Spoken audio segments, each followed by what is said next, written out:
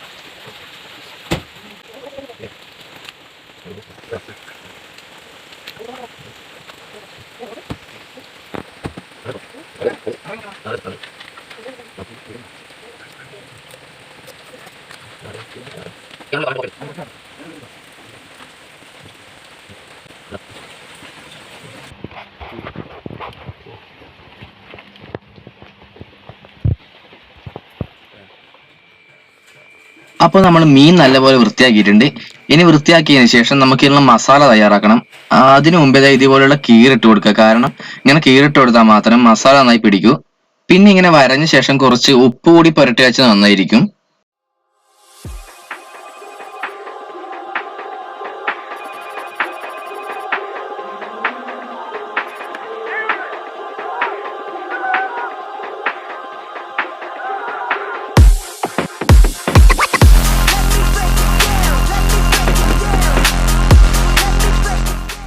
Friends, അപ്പൊ നമുക്കിനി മസാല തയ്യാറാക്കണം.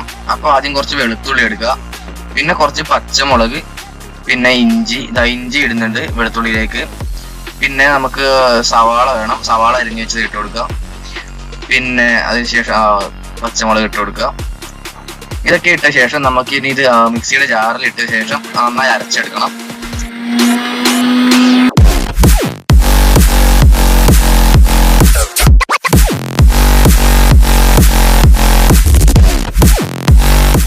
അപ്പൊ നമുക്കിനി കുറച്ചുകൂടി സാധനങ്ങൾ അരച്ചെടുക്കാണ്ട്. അപ്പൊ നേരത്തെ വന്ന വെളുത്തുള്ളി, സവാള, ഇഞ്ചി അതൊക്കെ ചേർത്ത് കൊടുക്കുക. പിന്നെ കുറച്ച് പുതിനയില ചേർത്ത് കൊടുക്കുന്നുണ്ട്. അതിന്റെ കൂടെ തന്നെ മല്ലിയിലയും കൂടി ചേർത്തിട്ട് കുറച്ച് മല്ലിപ്പൊടി കൂടി ഇട്ട ശേഷം നമ്മൾ ജാറിലിട്ട് അരക്കാൻ പോവാണ്.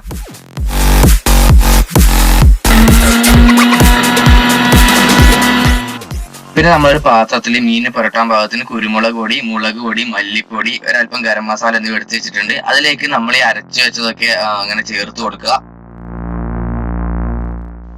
പിന്നെ ഇതിലേക്ക് ഈ കാണുന്ന പോലെ ഒരു നാരങ്ങ മുറിച്ചിട്ട് ഇങ്ങനെ പിഴിഞ്ഞു കൊടുക്കുക.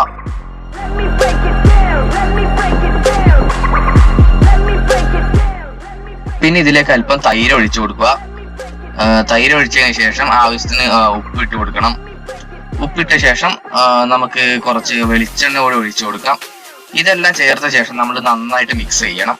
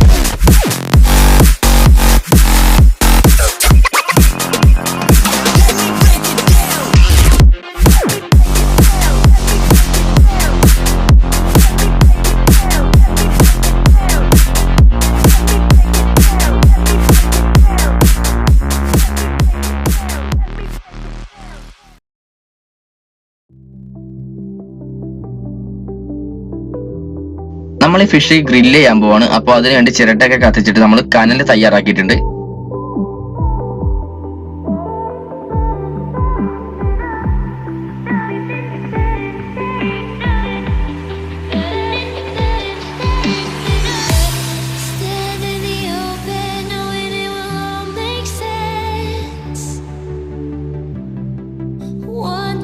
നമ്മളിത് ഗ്രില്ലിൽ വെച്ചതിന് ശേഷം ഇതുപോലെ ഇടയ്ക്കിടയ്ക്ക് എണ്ണ തടവി കൊടുക്കുന്നത് നന്നായിരിക്കും.